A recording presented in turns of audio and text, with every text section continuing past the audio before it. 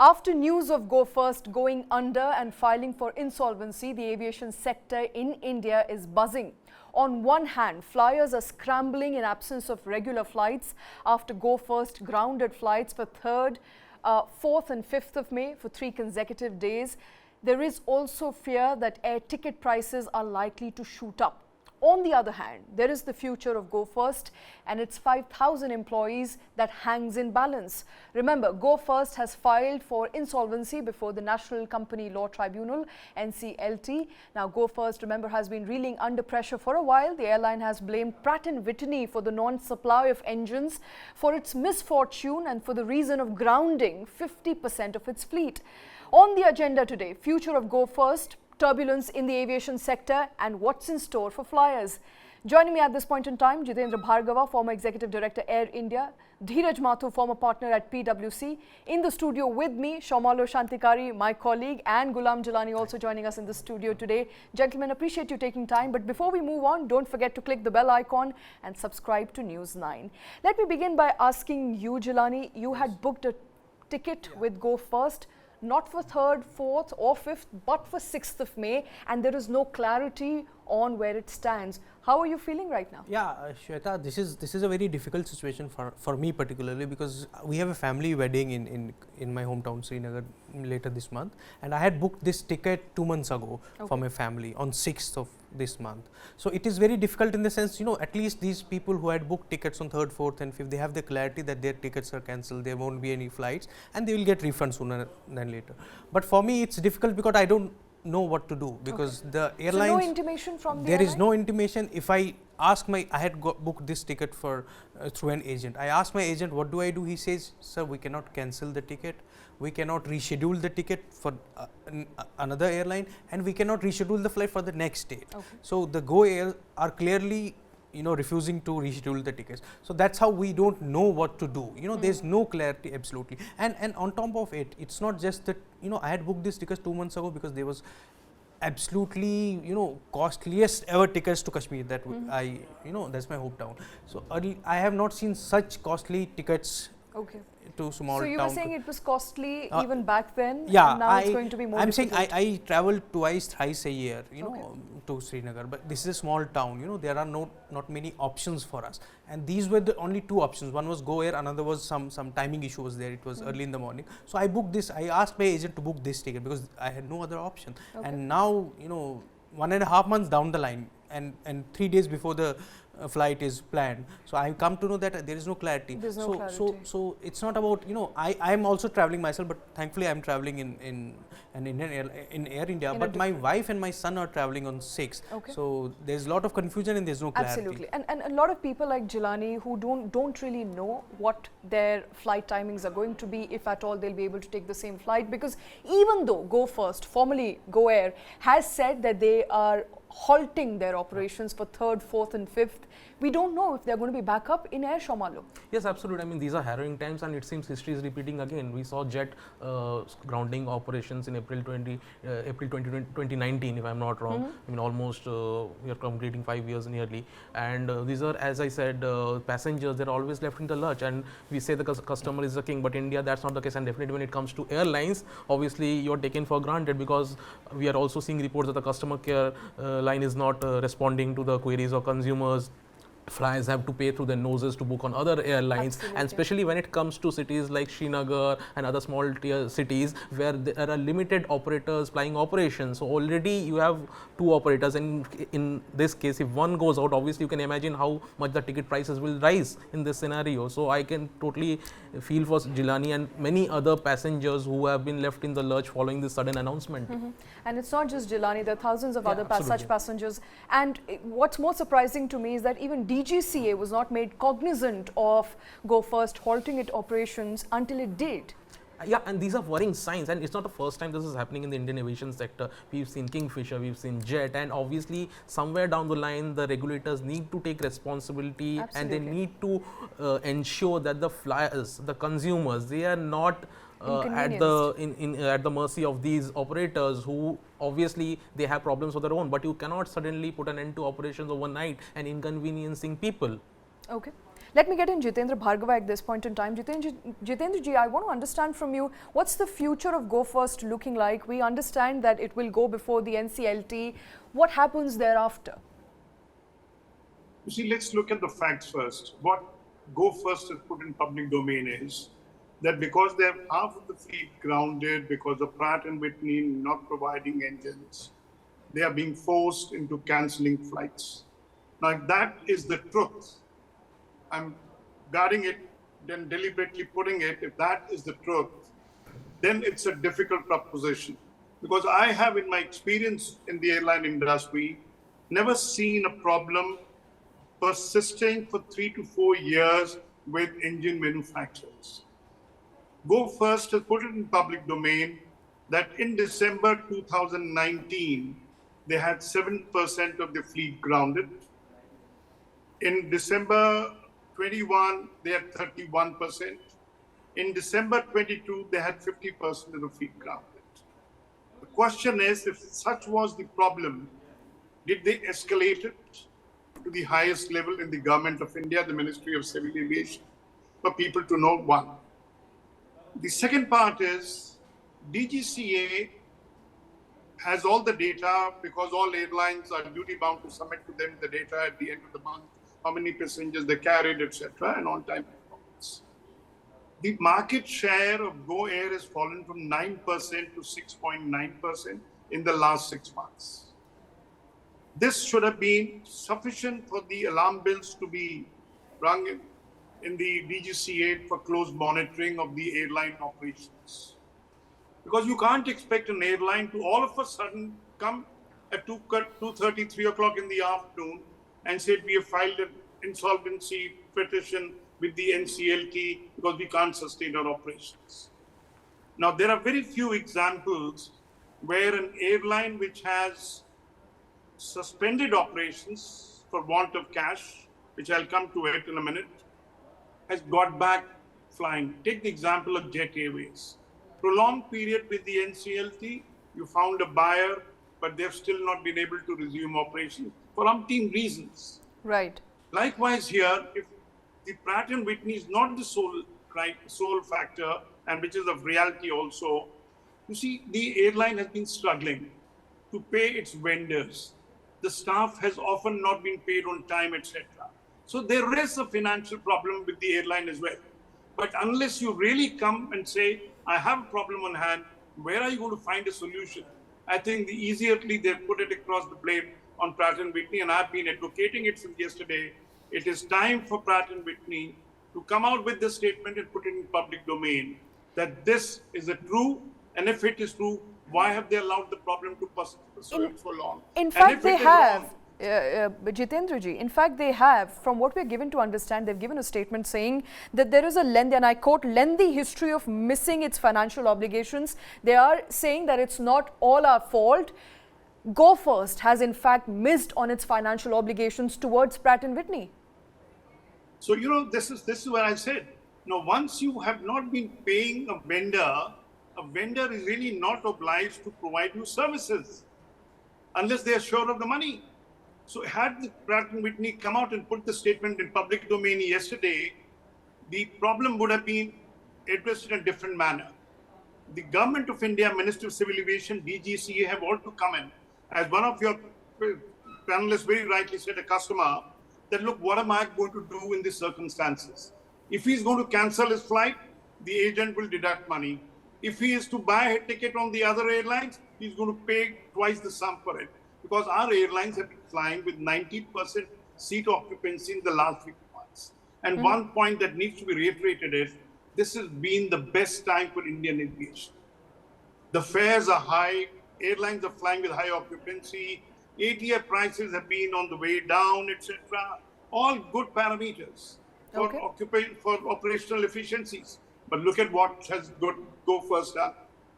A very wrong thing, and they have systematically been, you know, not paying the oil companies, the airport operators, other vendors, Pratt & Whitney being only one, staff, etc. So the writing was on the wall. But if you don't want to read the writing, well, there is little that anybody can help. I at least do not give Go Air much of a chance for revival or for resuming operations in the near future.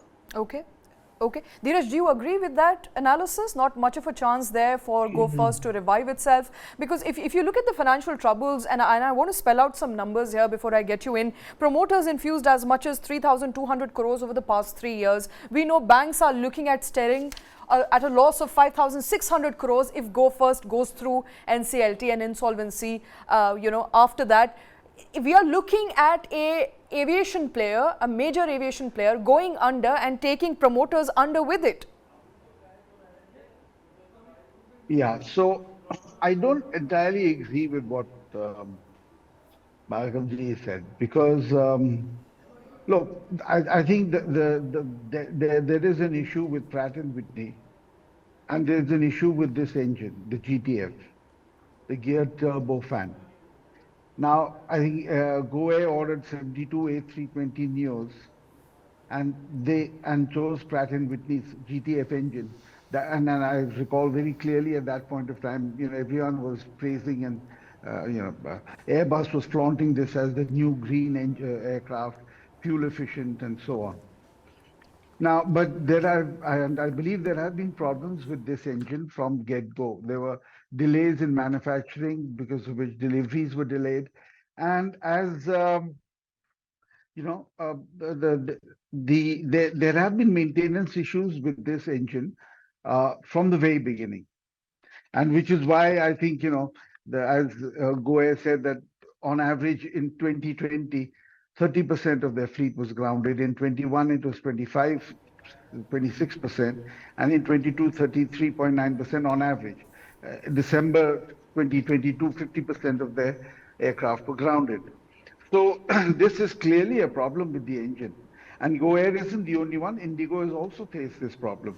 They also have it, and so have some of the other international airlines have also faced a problem with this. In fact, I was about to come to that, sir. Sorry to cut you in. Indigo also seem to have same problems, but they also have Pratt and Whitney engines. And now the A320, A32 Neos that we're talking about, they have the fleet of A32 Neos. Yes. However, there does not seem to have the same substantial sort of impact on their operations as compared to Go First. Yeah, I mean, they have a much larger fleet, for one. Okay. And secondly, because they're a much larger customer, Pratt & Whitney did say something about prioritizing their customers. So I think that they've had less of an issue, but the DGCA was very well aware of it, and it did intervene. Intervene. In 2019, DGCA asked both Indigo and GoAir to replace all the faulty engines before inducting a new aircraft of the same variety, the same category. On request from these two airlines, the DGCA extended its deadline of 31st Jan to May for the engine replacements and modifications to take place. So, and I believe that earlier this year in March, the DGCA has taken up these issues with Pratt & Whitney after more than 60 aircraft were grounded. So, this is not something that happened overnight. This is something that has been going on over the last 4 or 5 years. GoAir has been facing difficulty with these engines have given trouble not just to GoAir but all the other airlines that have bought them, and this aircraft not being available for flights, being grounded, 30% of your fleet is grounded, 25% of your fleet is grounded. Now, obviously the airline is going to lose money because the fixed cost of those aircraft, the crew, the lease rentals, and the parking space, all of that is a fixed cost. And but there's no revenue because there's no revenue coming to meet those costs because the airlines the aircraft aren't flying. So you can't just say that that GoAir defaulted on paying vendors. I mean, as far as the liabilities are concerned, what I understand is that they haven't defaulted on any of the debt, the financial creditors. The defaults have been largely on the vendors and the aircraft vendors. So, and their problems clearly are because of the the fact that such a large number of their aircraft have been grounded because the engines were giving trouble. Okay. So it's not fair to put the entire onus on Go Air. Now, Go Air, I am from, I believe, has made all efforts. They've tried to contact, talk to Pratt and Whitney. When everything failed, they went into arbitration in Singapore. They, normally they went in for an emergency arbitration. They got an award in their favor. Pratt and Whitney was supposed to have supplied 27 engines by end of April, and then 10 every month till the end of the year. Pratt and Whitney has defaulted on its obligations. It has defaulted on its contractual obligations that which it entered into when they sold these engines. They've defaulted on an arbitration award. So now finally Pratt and Whitney is suing them in the United States. So I think there is, there may be issues that Go Air faced. Otherwise, Go Air was a good airline. It was doing well. Customer service was good. The complaints record is good. On time record is good. So I don't think that it's a mismanaged airline. I think that they were just plain unlucky to have got an engine that has a technical problem that the manufacturer hasn't been able to fix. And then, of course, COVID and the Ukraine war has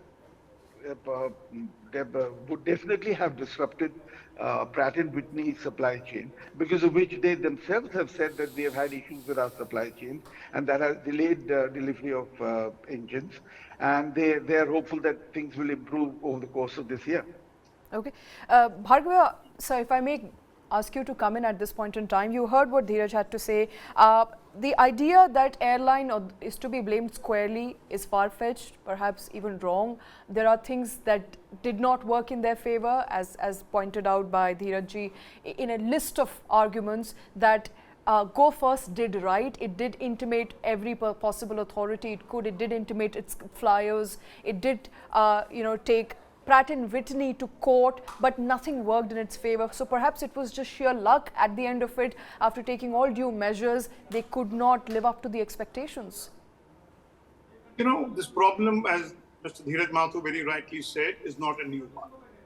It's been there, and it was at that stage when not only Indian carriers, but even some foreign carriers had been impacted, because they also had similar engines. And that was the time when there was a lot of hue and cry on it, meetings take place by DGC, etc. But it hasn't been in recent months, and that is what I was alluding to, that where the escalation of the problem had been done by Go First to relevant levels and said, look, this is a problem, and we are virtually at the threshold of shutting down operations. Okay. Tell me, did you know of anything in the past 1 month? Did DGCA make a statement to that effect? The answer is no. One can also come to a conclusion, very fair conclusion, I would say, that because many of their aircraft were on ground, and aircraft had no business to be on ground because they cost the airline, the cash crunch could be a consequence of it. The resultant problem of poor on-time performance in recent months, schedule integrity being doubtful in recent months, could all be pushed back to the issue of many aircraft being on ground. But the question remains, will you remain silent when a problem is on hand? I did not hear the kind of noise being made by Go First management with the authorities concerned. International court, if the arbitration award has not been implemented, you mean to say you'll allow it to go by default? You've got banks' money. What have banks told about it? That look, this is the problem that you're going to be facing. I'm sure banks were equally surprised by the statement yesterday when it went to NCLT and said, look, protect our assets. Voluntary insolvency, petition being filed there. Now, what I'm trying to put across is that Go First failed miserably in creating a public perception that, look, they have a problem on hand, not of their own making, but of the making of Pratt and Whitney.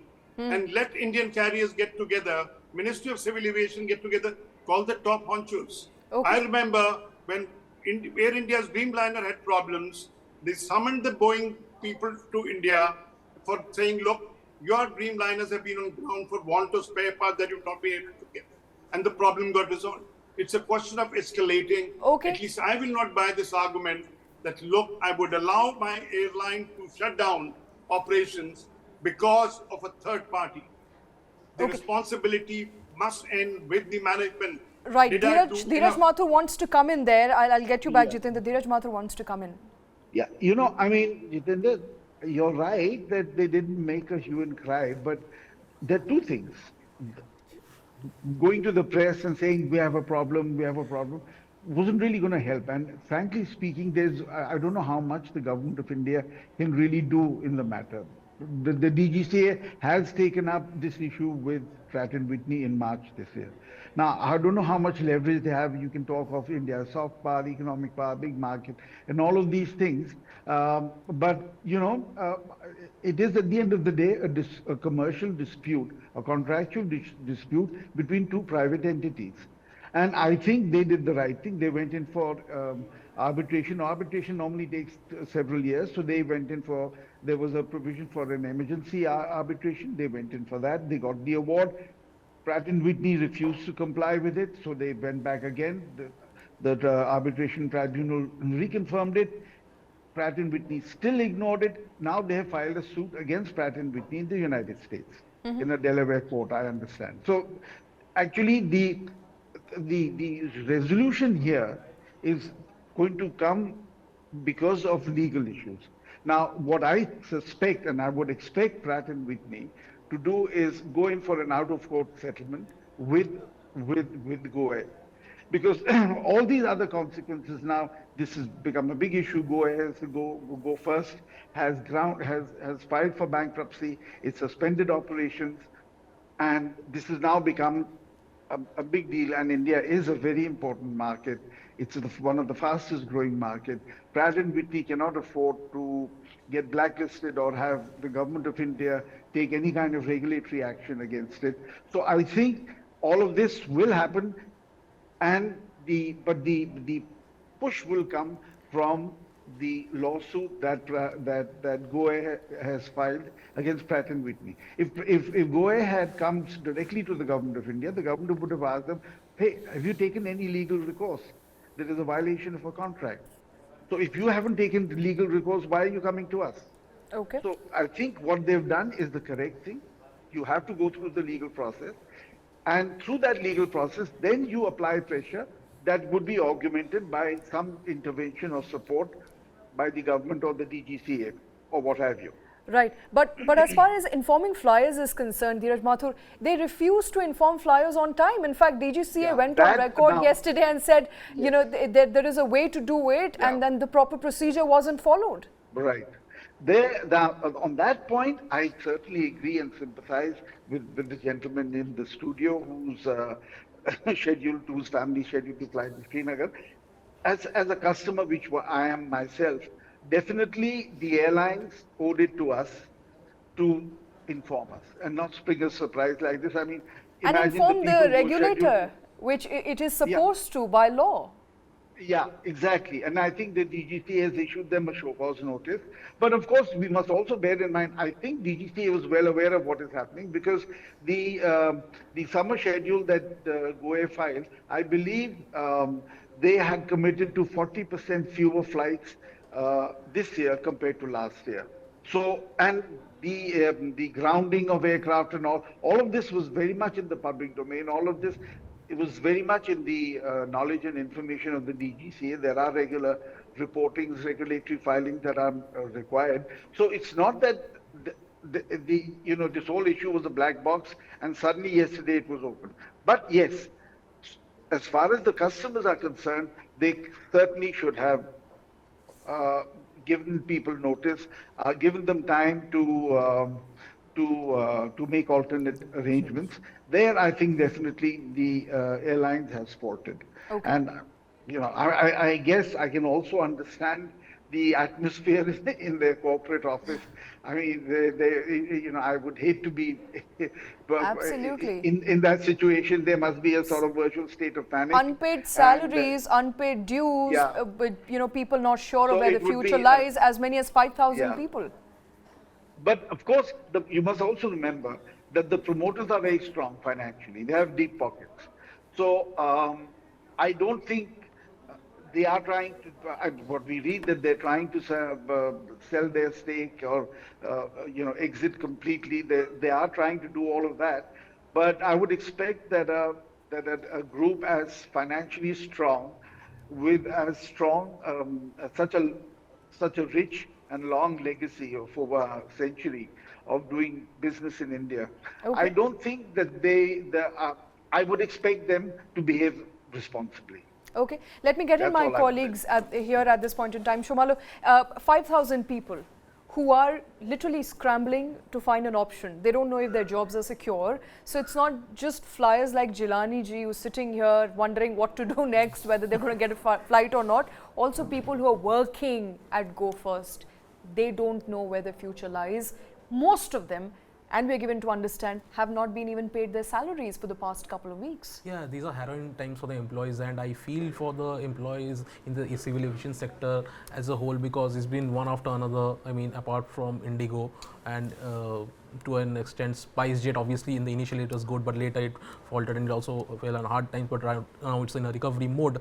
Jet, Kingfisher, I mean, we are seeing these episodes repeat themselves, and I guess some curses working on this sector in this, but obviously it's a tough sector to be in. I mean, as Mr. Mathur said, the promoters have a rich legacy and they would be trying everything in their capacity to ensure that the airline is up and running again.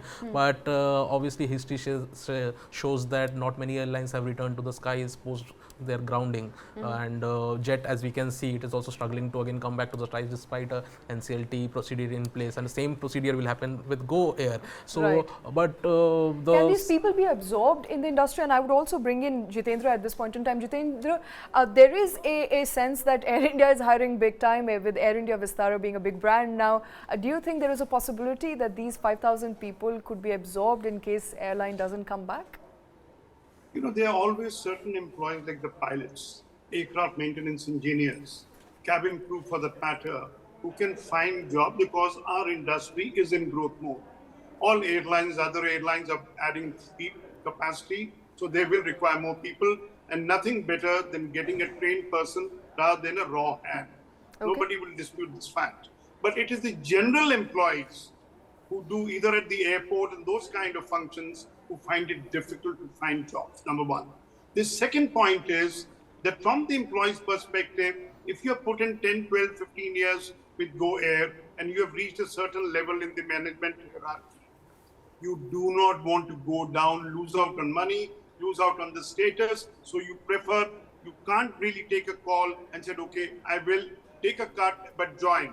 Employment to me matters. Most people do not take a call at the appropriate time. Continue to hope, like many of the Jet Airways employees are hoping, that Jet Airways will one day revive, I'll get my job back. Now you don't get it after 4 years of an airline ceasing operations. So there will be lessons to be learned from Jet Airways for these Go First employees and say, look, let me. And we are going to come to those lessons. I want to understand from you what's plaguing aviation sector. What are the lacunas with the aviation sector? Because despite big promises and really big ideas and dreams about where the aviation sector can head, there still seem to be a lot of lacunas. But before I do that, I want to bring in Jilani at this point in time. Jilani, what in your assessment could have been done? As a flyer, what were you hoping Go First should have done in order to, if it can't live up to its promise, it can make good by giving you an alternate? What were you expecting? Absolutely, Shweta. You know, I don't care what is the deal between the engine maker and the flyer. You know, as a customer, I expect the flyer, the aircraft to give me an option. Okay. You know, there are eventualities, there are weather vagaries. You know, this is again, you know, I come to the point, you know, we were already struggling, grappling with, you know, fare hike. We were grappling with issues like limited options. We are grappling with weather vagaries. You know, there is weather also, but even in case of eventualities in weather vagaries, you get an option. You know, when there is this announcement is as good as last minute cancellation of a flight. You know, unless you come up with an option. I think it's worse than that, because you are left in a lurch, literally. So you don't have an option. So I think the Go Air as a company, as a flyer, they owe it to the customers, because they are ultimately a service providers. You know, a customer should get an option. Even I wouldn't say maybe if there was no way to adjust the flights on the same day, maybe another day. But now, for now, we know at least that the aircraft has not given an option to the customers to reschedule the flight on another date as well. Absolutely. So no money back, no sense of whether the flight will, take to skies as it has promised. And no money back, no rescheduling to another flight, and no rescheduling to another date. So this is the level of complications that the customers are facing. And at least, even if they want to cancel, they could have cancelled it like they cancelled for 3, 4th and 5th of May. Absolutely. I don't know why they are keeping a customer in a confusion state. Okay, a lot of confusion there for customers. But the aviation sector in general, and I want to bring in Shom here, Shomala, who's been tracking aviation sector. We've seen players going kaput, one after the other. You talked about SpiceJet, Jet, then now Go First. Some of them came back, others never come back. What are the challenges with the aviation sector? Why does it seem like it's all gloom and doom? Yeah, I mean, there seems to be a strange paradox playing out here. I mean, the government putting its thrust on the aviation sector. There are talks of being a major aviation hub, and with Tata owned Air India giving giant orders, and we are being told of record number of flyers flying in. But when it comes to situations like this, obviously, we have in a duopoly right now with obviously SpiceJet and Akasa, they are two fringe players. So at the end of the day, if you don't give the consumer choice, if the fares are high, obviously you won't see a section of population which you want to move to the aviation sector and flying. They won't be able to move it because of financial reasons. They'll be forced to take long haul train journeys, and in the case of my colleague Jilani, he'll be forced to take some other alternative mode of transport. So where do you see at the end of the day, the customer is at the center of every expansion plan? If the customer is inconvenienced or if the product or service is out of reach, how do you plan to make it a aviation or a thriving hub for that matter? Okay, Jitendra, how do you make it a thriving hub? Because from what we are seeing, and the trend is not looking very conducive for the overall aviation sector, despite big dreams, big promises, as we were alluding to earlier in our discussion. There seems to come a point every now and then in the aviation sector where one of the players goes under. There are obviously larger challenges. What do we do to make it more thriving than it is at the moment? What are the big lacunas in your mind? I do not believe there are lacunas anymore. We were a price-sensitive market. People believed, and airlines also believed, that if the fares are raised to meet the cost of producing a seat, the passengers stay away. But what the recent period has shown is that even if the fares are high and people have to fly, they will fly, and that is what is being shown with the consistent growth that we have witnessed. That there are more people flying today than they were doing in the pre-COVID period. One can always cite reasons. Well, the ATF taxation by the states is too high, nobody denies it. Service tax imposed by the government on tickets, not a desirable feature. Whether we have enough of the aircraft maintenance facility in the country's MROs so that the aircraft do not have to go abroad for maintenance, etc., to cut down cost, another factor. But let's not overlook the fact that the aviation industry is basically dollar denominated. So the moment the rupee keeps depreciating, it impacts the finances of an airline. But it impacts finances of all airlines. So I would not like to single out and say, look, Go Air got impacted more than the other airlines. They all. And the fares that they're commanding now with 90% load factor, they're more than breaking even. Don't be surprised. In the October-December period, Indigo reported a profit of rupees 15 crore a day. And that in the January-March period, if they announce the profit of something like 20 crores a day, I wouldn't be surprised. Okay. It's all a question of how you manage, what is your business model. Don't forget, Jet Airways, Kingfisher were exceedingly good airlines. But that time was, even if you were providing a good product, your fare was only 100, 200, 400 rupees, more than what Indigo was setting as a benchmark as a low-cost airline, and full-service carriers could not. And this is where the distinction comes in. That the airlines that shut down operations, Kingfisher, Jet Airways, were full-service carrier with a higher cost platform. Go Air is a low-cost airline. And there is no reason why finances should be in a state. Leave aside Pratt & Whitney problem for a moment, that they were still not a very profitable airline to say that I can sustain operations. I would agree with Mr. Dhiraj Mathur that Warriors are a financially strong group, but does it help? Okay. At the end of the day, what we're witnessing is they may have gone to an arbitrator, they may have filed a legal suit that we have lost an airline, we have employees who have lost it, and we have passengers who have been inconvenienced. And that is not a desirable feature as far as Indian aviation story is concerned. Okay. What is a desirable feature, Dhiraj Mathur? What is a desirable feature? Because from what it looks like, there was no reason or not much of a reason as to why a low-cost domestic carrier should have gone under. According to Jitender Bhargava, he says that there's not much money that goes in by the way of operations as compared to a full-service carrier. So, what explains therefore the fact that India or Indian aviation space is not able to keep up with the competition? There are just not enough players, and if there are players and when there are players, they're not able to sustain. Well, look, this is a unique, I've said this many times, this is a unique industry. If you look at the entire supply chain, other than the airlines, everybody makes money. The airport operators, the ground handling companies, the ticketing companies, everybody except for the airlines. Now, the airlines face very, very high capital costs, the cost of a plane, the very high maintenance costs, most of which, as Jitender rightly points out, are dollar denominated. So, and it's impossible for an airline. Of course, you do hedge against foreign currency risk and so on. You do cover yourself to the maximum possible extent. But the fact is that, and then we've had a huge number of structural problems. A lot of these, the government is conscious of all of them. Many of them have been addressed. In fact, GST rates, VAT and excise rates in the states have been coming down. Many states have brought them down to 4%, some even lower. Some still continue to be in a high tax regime. But overall, aviation fuel in India is still far more expensive than it is in the rest of the world. And that aviation, the fuel itself takes up about 40% of the cost of operations. So at the very beginning, the most important input is amongst the highest in terms of price in the world. And that always will impact profitability. Now, coupled with that, you have the issues of MRO, that you have to send your planes abroad for maintenance. That also adds to costs. Now, again, there is a focus on making MROs more attractive. There are multiple issues, taxation issues, customs duties issues. A lot of these have been addressed by the government.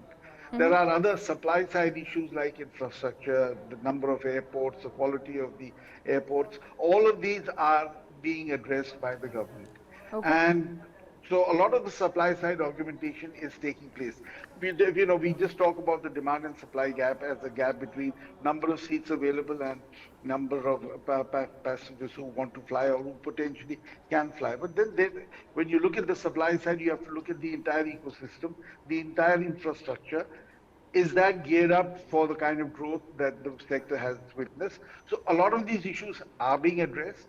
But fundamentally, this continues to be a difficult sector to operate simply because its costs are so high. If you just ask for 2 or 3 reasons, I would say ATF fuel and so is there therefore a case to bring ATF under GST? Yeah, I mean, that's what the airlines have been, asking the government. Now, Mrs. India has also said that, look, we have no issues with the state governments who, because for the state government, excise is, this tax is a very major source of their revenue. So everybody needs to come on board for it. But yes, certainly the airlines have been asking for that aviation fuel be brought under the GST regime. Okay. Mr. Mathur, you said the government is conscious of all the problems, but at the moment it seems like, it is cutting a sorry figure, and it got out of the aviation business, but it is spinning big on the sector to drive economic growth. And so how do you give wings to players who want to get into the business, but they're all along, as Mr. Bhargava and you said, and we all agreed in the fact that there's been a lack of communication. You don't point out to the lenders know from the public, from the press that an airline is going under insolvency. So how do you address these core issues? Look, the first thing you said about the government exiting Air India, as the Prime Minister has said several times, government has no business to be in business, right? And especially a service sector, and that too an airlines industry where you need quick decisions, you need very nimble decision making, and it's not possible for the government to have nimble decision making. There are procedures, there are processes, there are CAG audits, there are all of those things, there are tendering processes, L1 and all of that. So government exiting Air India was a wise and sensible, much delayed but wise and sensible decision. Now, what the government can do, as I said, is resolve many of the supply side challenges, create capacities, build new aircraft, because you just can't have the growth of the airlines industry in India on the basis of the trunk routes. You need to have a hub and spoke model. You need to bring in, bring in passengers from the smaller, the B and C category towns, and you need to give them have airports. You need to have carriers going there. So we have the um, um,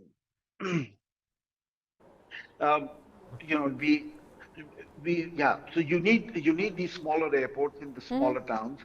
You need to remove various other bottlenecks. Um, you need to improve MRO, create an MRO hub in India. There are things that can be done on the taxation side, on customs duties, which will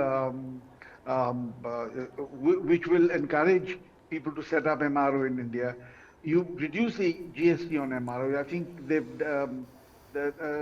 they've reduced it from 18% to 5%, if I'm not wrong. And the And of course, airlines, and this is something Jitender has always said, airlines need to behave rationally when it comes to pricing. Selling tickets at below cost of supply is just plain bad economics.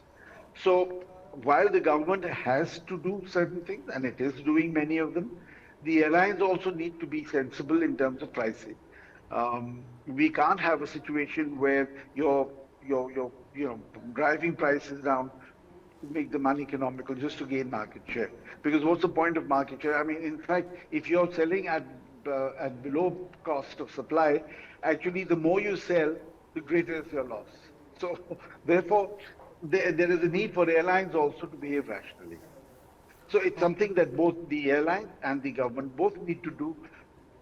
And everyone knows these issues. It's not that this is rocket science or this has never been discussed. Everyone has been talking about these for the last several years.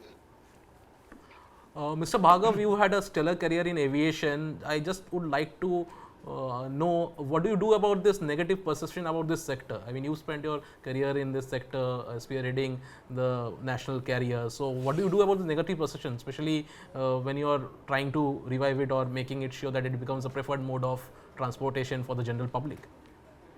The aviation industry has evolved.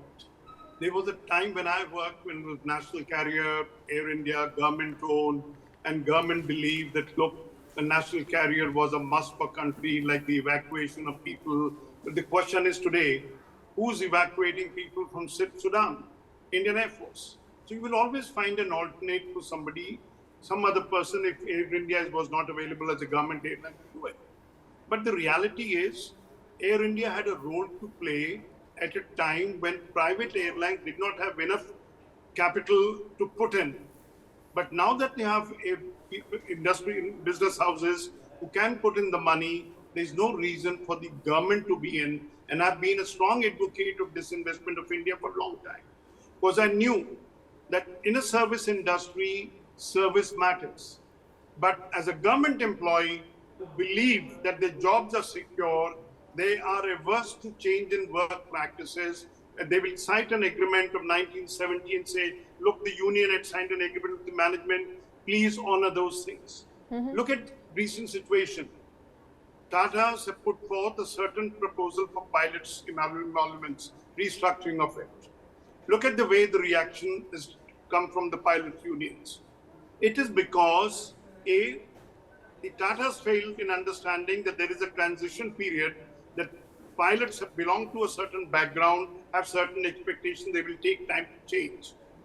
Pilot unions haven't understood that Air India is no longer a government company but a private entity, and this is the way the work practices take place, or the agreements are signed, or the emolument compensation packages are evolved in a private sector. So there is going to be transition time.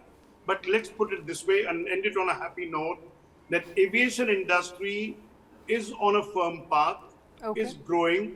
The government has done a lot of things in the recent past to remove constraints. Look at our airports now. They rank amongst the best. Talk of the immigration at the airport. When a passenger comes in, they are amongst the best in the world. You can't fault them. Now, there are only small kind of problems that we have if we go look at it, the airport exits, etc., which are all being done by being government is supervising it, but getting it done. Take Udan as a concept. Linking, Mr. Mathur quoted this example, smaller cities to be linked, underserved cities to be linked with the major thing. It's all happening. So this, in my opinion, is the glorious period in Indian aviation. And that is why it has hurt me more when I found yesterday that Go First has gone to NCLT for voluntary insolvency. Go First going to NCLT doesn't look like it's a glorious time for aviation sector. Oh, it is. Look, let's put this is what I said. Leave the Go First example aside. And how about Jet not being able to revive? No. Look, if it can't revive, it is of its own. But the reality is that leaves flyers with very limited choices, sir. That leaves flyers with very limited choices, and the ticket prices go up. Okay. Let's look at the positive way. What does it lead to? Consolidation in the aviation industry. And is that a good thing? J.R.D. Tata said it in 1953 when we had the nationalization of the aviation industry. It is good to have fewer number of strong airlines rather than have too many airlines but financially weak airlines. Okay. We are probably heading in that direction. Okay. Do you agree with that, Dhiraj Mathur, that it's a good thing for smaller number of players to be stronger as opposed to having more number of players who are relatively weak? But where does the competition come in? Well, I mean, look, now, I mean, this is not, there are too many distortions in this market to have what is called in economics a perfectly competitive market. There are too many aberrations, too many distortions. You know, there's a very heavy dose of regulation, rightly so. And then the entry barriers are quite high. Capital costs are very high. So it's not easy just for anybody to set up an airline. And then it's a very complicated business. It's not like setting up a mom and pop grocery store, right? Even that has a lot of challenges. I mean, look at the number of SMEs that go under. So running a business is not easy, period. Anywhere else in the world, particularly in India. So you can't have 15 or 20 airlines in any country. I mean, a very large country like the United States, both in terms of size and in terms of the population that flies, it's another matter. But even they don't have 15, 20. So and they have a number of small regional players as well. But that's a matured market. The Indian market is still growing. It's nowhere near the size of the US.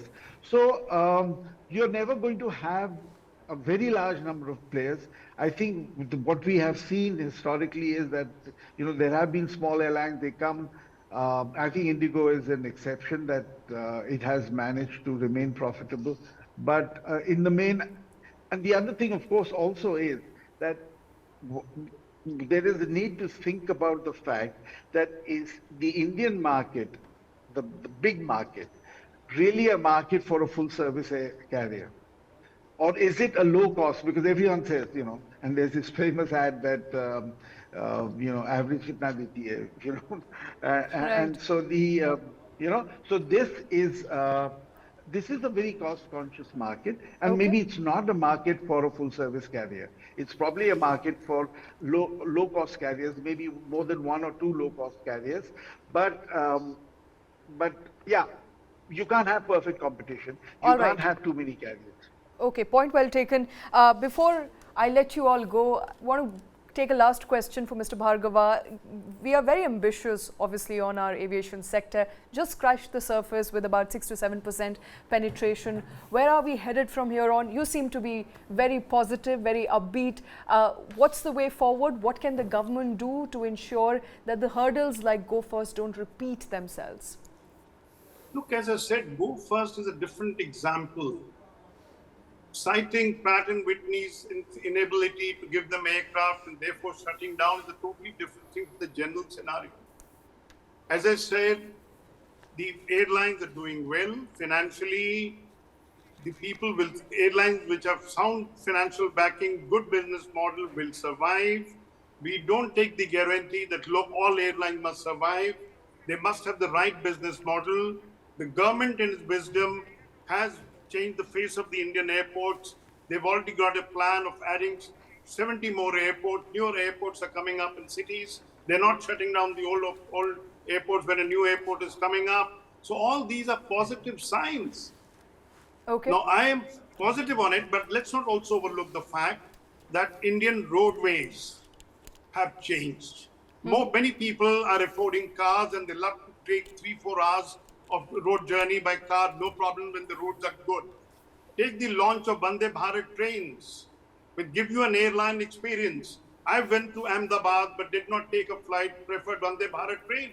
Okay. Look at the time factor. Travel from my place to the airport, 2 hours before the departure of an aircraft there, the hassle of a security, empty your pocket, take out your laptop and all those kind of things, recollect, get on, wait for the aircraft, get on to the flight, get down and again go through the same process.